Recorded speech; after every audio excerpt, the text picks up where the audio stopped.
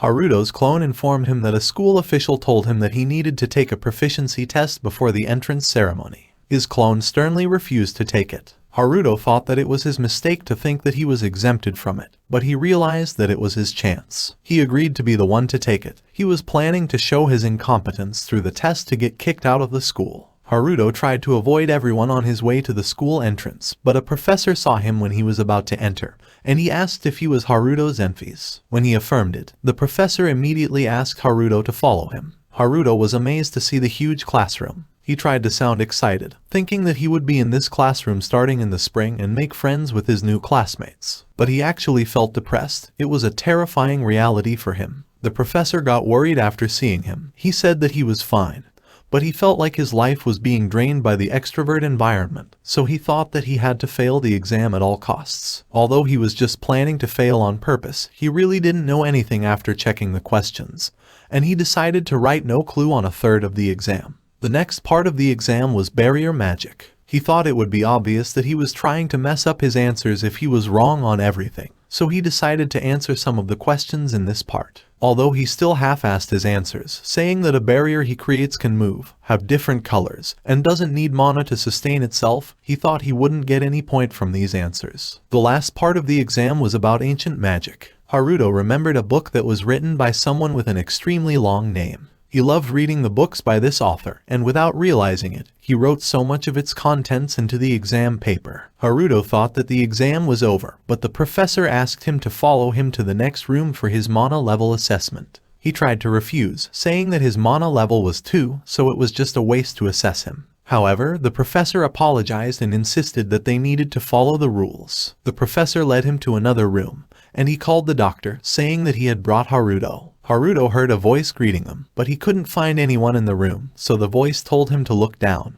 where he saw a lowly professor whose height was only around his stomach, and she looked really curious about him. The professor examined him carefully before saying that his dark hair was pretty, and that she liked his face too. Haruto was dumbfounded by her actions. The professor introduced herself as Terrietta Luceamel, and she added that she's researching ancient magic. She knew that Haruto was wondering how a little kid could be a professor, so she called him insolent before saying that she would send him home if he got on her bad side, even if he had the king's recommendation. Haruto got excited after hearing this, and Terrietta was surprised, as she could tell that he was actually hoping he'd get kicked out. However, she actually said that her chest was swelling with excitement because of his eccentricity. Then she complained that he was staring at her chest, before saying that it wasn't actually too bad to get ogled by a young boy. Haruto could only ask in his mind how long her charade would last. Professor Palkos finally interfered and reminded her to focus on the matter at hand. Professor Terrietta suddenly had a serious expression after reading Haruto's test papers, and then she decided that they proceed with his assessment. He wondered if she was angry because of his garbage answers. Haruto placed his hand above the crystal, but he was already expecting that his level would be 2, like usual. However, the crystal ball shone brightly before breaking apart. Haruto was surprised, and he even called the crystal ball a piece of junk, although it was supposed to be a precious item. At the same time, he thought that it should be enough to piss Terrietta off and get himself expelled. However, she actually thought that it was spectacular. She explained that Haruto possessed so much magic that Mija's ball couldn't handle it. Professor Palkos was confused, as he had heard that Haruto's maximum mana level was only 2.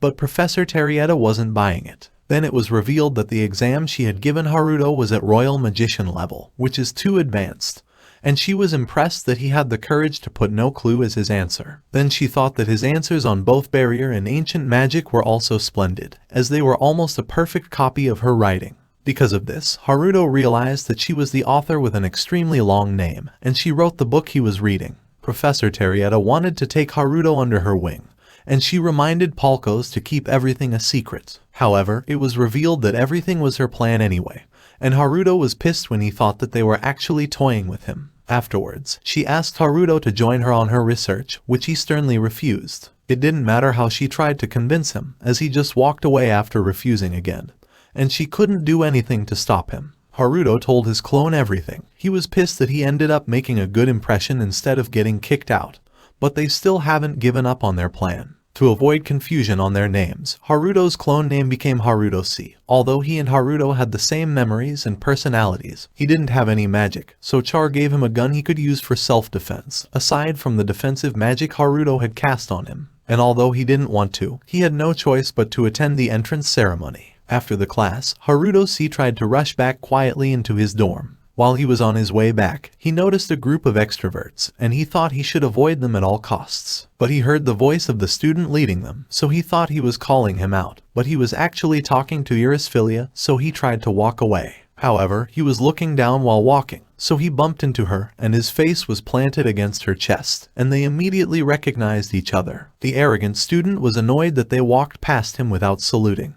Iris-Philia apologized before saying that she doesn't recall anything of the sort in the student handbook. The arrogant student was even more pissed. He introduced himself as the student vice president, Schneider, and demanded that they bow down to him. Iris-Philia said that she was a new student, so she didn't know of this rule. Schneider asked Haruto-C to explain everything to her, but since he was desperate to leave and didn't want to get involved with them, he tried pretending that he needed to go to the restroom. Schneider was enraged by his obvious lie, so he immediately channeled his magic to attack Haruto-C.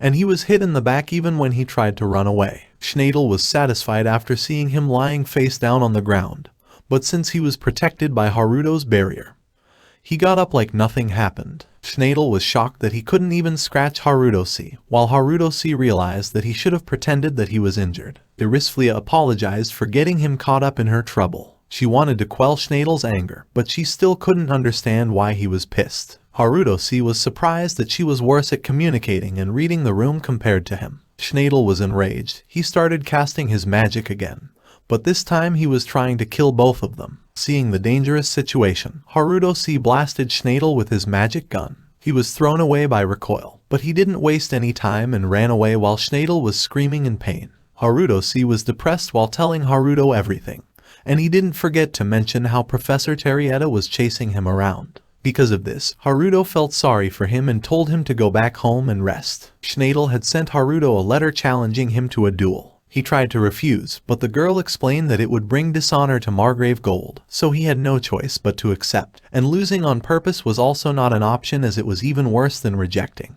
Haruto felt troubled. He couldn't think of any plan aside from losing on purpose, but he was afraid to get hurt. He was worried that Schneider would be skilled enough that he would be hurt if he followed this plan. At the same time, Haruto saw Iris-Philia following the girl who gave him the letter back to Schneider's house. She tried to ask him to cancel his duel against Haruto, saying that all the blame should be on her, and she added that he was in no shape for a duel. He was still in pain because of his injury, and he was frustrated that the girl who was healing him couldn't heal him fast enough, so he took out his anger on her. Haruto couldn't believe Schneider's attitude. He thought he was the perfect example of a big, fat jerk. He asked Iris-Philia to apologize, but he wasn't satisfied when she did so, and he asked her to dance naked in front of him. She actually agreed. Schneider was surprised, but he and his group were brimming with excitement. They were full of anticipation when she was about to remove her top.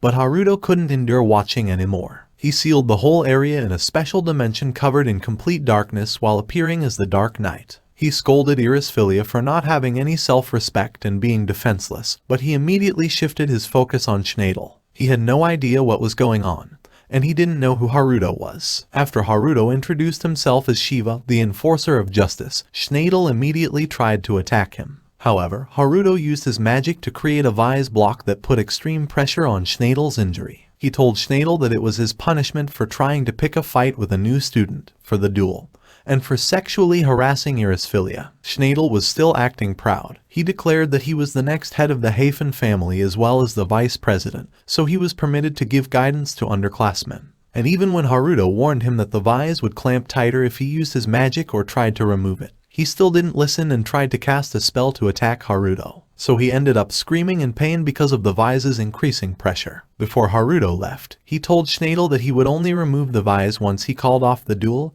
and atoned for his sins. Everyone was freed from his magic after he left, but they were surprised to see Schneider in extreme pain. They immediately tried to heal him. However, he wailed on the ground in pain after receiving the healing magic. Even his own lackeys couldn't hold their laughter after seeing him, so his anger for Haruto intensified. Thank you all for watching. Don't forget to drop a like if you enjoy this video, and please subscribe so you won't miss the next part. and just comment down any anime you want to see in this channel.